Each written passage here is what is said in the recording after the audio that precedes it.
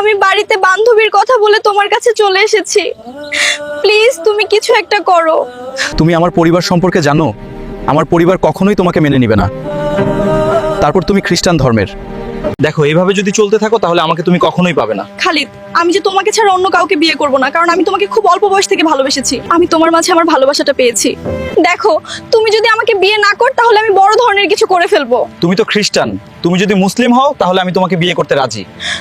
তবে এভাবে তোমার এবং আমার ফ্যামিলি মেনে নিবে না।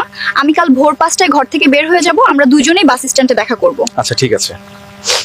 আচ্ছা খালিদ, আমি বাসায় গিয়ে প্রস্তুতি নিচ্ছি, তুমিও বাসায় গিয়ে প্রস্তুতি নাও। আচ্ছা পুষ্পিতা, ঠিক আছে। আমার বাবা মা আমার জন্য কি না করেছে, আমার ছোট বোন বাড়িতে। তাদের আমি ত্যাগ করে কিভাবে যাব? যাক, বাবা মার যা হয় হোক, ভালোবাসার মানুষটাকে তো পাবো।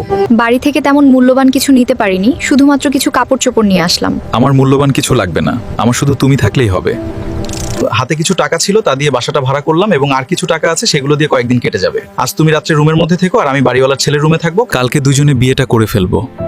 বল মা, কবুল কবুল কবুল কবুল। কবুল কবুল কবুল। কি হয়েছে, তুমি কান্না করছো কেন? আমার খুব মা এবং বাবার কথা মনে পড়ছে। আমার বাবা মার খুব ইচ্ছে ছিল আমাকে অনেক আনন্দ উল্লাস করে বিয়ে দিবে।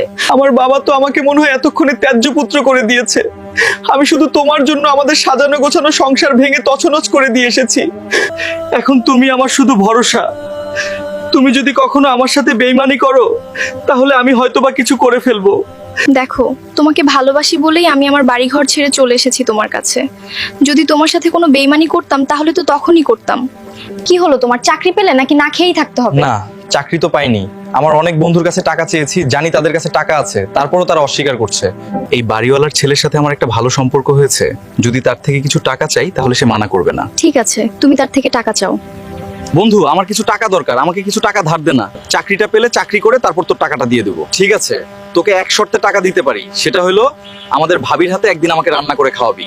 ঠিক আছে? সম্পূর্ণ গল্প না দেখে কোনো বাজে মন্তব্য করবেন না। পার্ট 2 দেখতে হলে সাবস্ক্রাইব বা ফলো করে পাশে থাকুন, যেন বাকি অংশ দেওয়া মাত্রই আপনার কাছে ভিডিওটি চলে যায়।